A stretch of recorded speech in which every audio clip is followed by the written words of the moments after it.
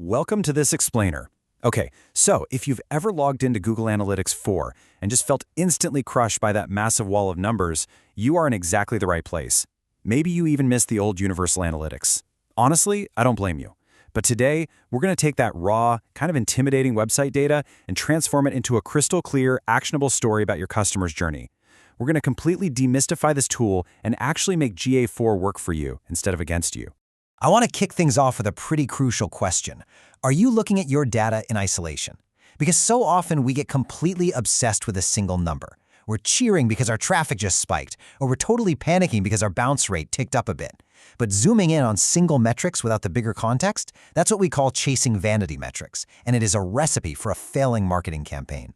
Seriously, a massive traffic spike means absolutely nothing if it doesn't eventually impact your bottom line. It just doesn't tell the whole story. Instead, the real secret to mastering GA4 is that you have to view your metrics as an interconnected funnel. It's like a giant puzzle. You need to measure exactly how traffic enters, pinpoint precisely where users are dropping off, and figure out what is actually driving your revenue. When you start connecting those dots, you completely eliminate the guesswork. You start solving real operational friction. And that friction could literally be anything from a broken buy button hiding at the bottom of a page to a super confusing navigation menu that sends users running for the hills. We've got to find the sticking points. All right, let's dive into it. Here's our quick roadmap for today. First up, we'll break down the GA4 metrics funnel. Second, we'll apply it to a real-life shoe brand example. Third, we'll map all this to the customer digital journey. And finally, we'll walk through exactly how to build your ultimate GA4 dashboard. Okay, part 1, the GA4 metrics funnel. To really make sense of GA4, we need to group its top metrics into 4 main behavioral stages: acquisition, engagement, conversion, and retention. And this breakdown brilliantly illustrates the whole landscape of GA4. See, the massive shift here is that GA4 uses an event-based model. So instead of just counting page views like the old days, GA4 treats absolutely everything a user does as an event. Instead of a chaotic list of random data points, metrics are grouped chronologically by user behavior. You've got user metrics for when people first arrive, engagement metrics for while they're browsing around, conversion metrics for when they take a meaningful action, and revenue metrics to define the ultimate value of that relationship. Let's rapid-fire a couple of these definitions so you know exactly who's entering the top of your funnel. New users are those unique individuals visiting your site for the absolute first time. Active users, on the other hand, well, that's the primary metric in GA4. These are unique users who didn't just show up, but actually engaged in an active session or triggered a key event, meaning they didn't just passively stare at their screen. They scrolled to the bottom, played a video, or actively clicked a specific link. Now, what happens once they're actually on your site? This is an absolutely crucial distinction.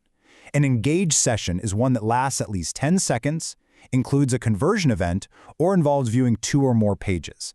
Now, I know 10 seconds sounds really short, but in digital time, that's an eternity compared to someone who accidentally clicks a link and immediately hits the back button. Your engagement rate is the percentage of sessions meeting that exact criteria. Bounce rate? That's literally the exact inverse. A bounce just means the session was completely unengaged and they vanished. Let's move right along to section 2 and see how this all plays out in the real world with the shoe brand example. Let's imagine you run an e-commerce shoe brand and you've just launched this massive new campaign for running sneakers. So picture this. You're high-fiving your team because your social media ads just pulled in 10,000 new users. Incredible. But high acquisition doesn't mean a thing if they don't stick around. You check your engagement rate and notice desktop users are converting beautifully at 80%, but mobile users, they are sitting at a dismal 25% with a whopping 75% bounce rate. Instant panic mode, right? But you dig in and you realize your high-res product photos are taking a painful 8 seconds to load on mobile. Fixing that load speed instantly saves your mobile traffic and totally rescues your campaign. Next, we diagnose the actual sales funnel. You see 1,000 users triggering the Add to Cart key event. People clearly want these shoes, but your final session conversion rate is sitting at a measly 0.5%. There is some massive friction happening at checkout. We've all been there, right? You put something in your cart, head to checkout, get hit with a crazy surprise shipping fee, and just instantly close the tab. Well, your customers are doing the exact same thing. The actionable decision here, you adjust your pricing to offer free shipping over $50. And just by removing that one piece of checkout friction, you push your conversion rate all the way up to 2.2%. I really want you to think about that jump for a second. Going from 0.5% to 2.2% is not just a minor statistical bob. You are literally quadrupling the revenue from the exact same amount of traffic.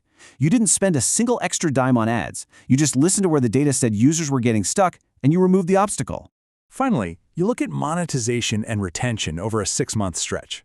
If you only looked at that first purchase, spending $40 on ads to acquire a $100 customer might look way too tight for your margins.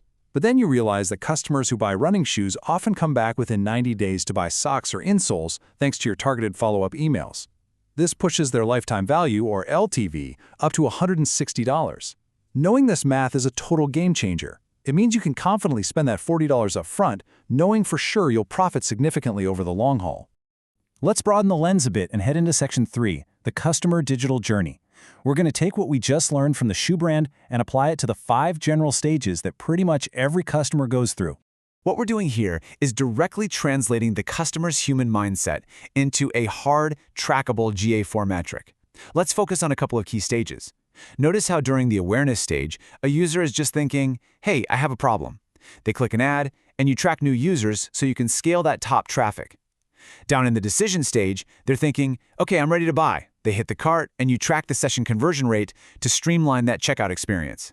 The takeaway is that every single mindset maps directly to a specific, actionable GA focus.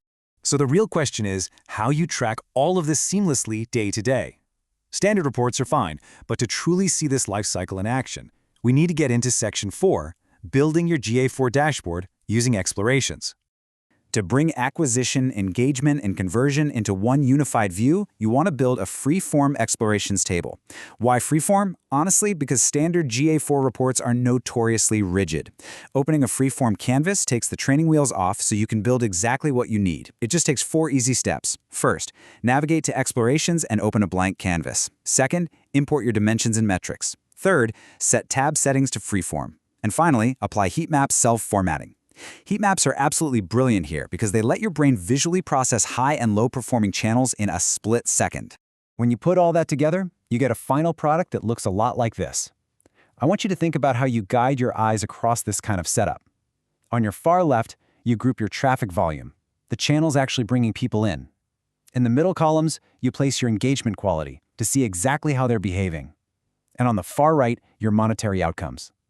Organizing your data into these distinct functional zones completely saves you from drowning in data clutter. Everything you need to make a solid business decision is right exactly where you need it. Now here is how you actively read this dashboard to make those decisions. You scan it horizontally.